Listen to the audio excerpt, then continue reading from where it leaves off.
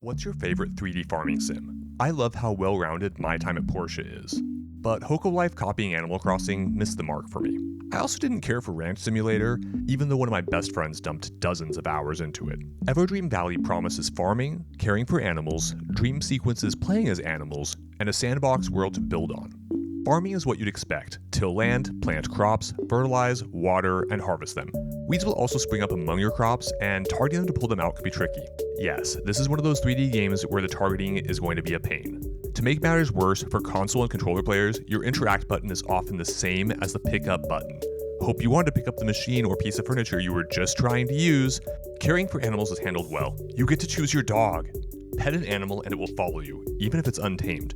And your dog can learn to be a sheepdog, chasing wild herds back to your farm. It's janky to control, but it's fun.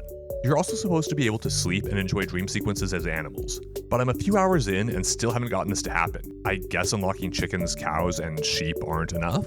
There are several mini-games. I smiled while sawing wood and milking a cow for the first time. But shearing sheep is a chore, and I'm worried that the novelty will wear off quickly. The sandbox world is Everdream Valley's best feature.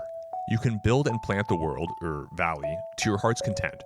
There are going to be some stunningly beautiful videos and screenshots coming out of this game. Unfortunately, Everdream Valley's weaknesses outweigh what it does right. I already mentioned that if you're a console player, you should avoid it. But for PC players, the system requirements seem to be downplayed. Despite my RX 6650 XT, I wasn't able to stream gameplay at full quality, despite the RX 580 being the recommended graphics card. I'm also guessing that the demand is going to get even higher if you really develop your world. The tutorials are bare bones and incomplete. One of the first quests is to plant more fruit trees, but it doesn't tell you that you need to dig up trees to relocate them. And I got the bee smoker, but no hint about how to collect bees and relocate them into a hive.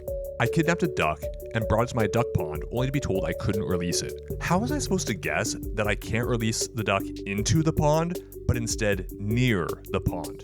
Especially when the sign says ducks in the pond.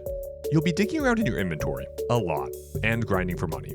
And missing whatever non-existent hint is supposed to lead you to the next unlockable. If you don't mind consulting a guide going through a several-hour learning curve, Everdream Valley offers a beautiful sandbox world to build on as you see fit.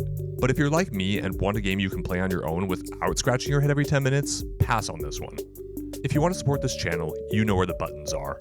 Keep it classy and keep on gaming.